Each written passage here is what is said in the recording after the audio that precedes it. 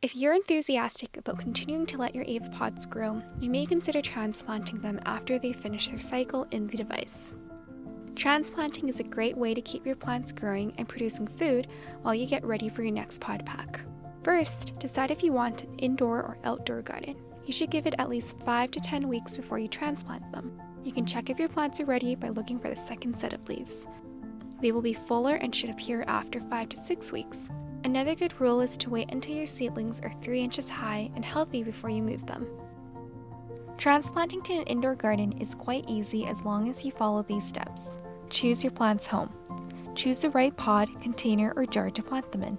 Make sure there is enough room to put the pods into the container you choose and extra space to add soil around. It is recommended to use a pot of 6 to 8 inches or 15 centimeters in diameter. Remove the pod from the pod holder in the device. Loosen the plant out of the holder. Make sure your roots aren't getting stuck. Pull them through the pod holder.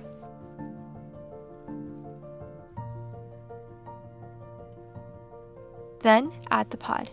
Add soil around the pod to surround and cover the top. Then place in a space with plenty of sunshine. Find a windowsill or a sunny patch that will give your plants at least 6 to 8 hours of light. Make sure you don't put your plants in direct sunlight at first, since they'll need some time to adjust to their repotting. Instead, find a place with a bit of shade and gradually introduce them to sunlight a little bit at a time. Water your plants. Check to make sure the roots have grown and taken to the pot.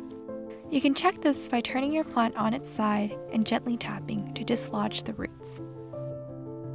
When transplanting outside, you'll need to consider a few other factors. 1. How do you know when it's time to start your garden? Well, it depends on where you live. You'll need to wait after the frost has passed in your area.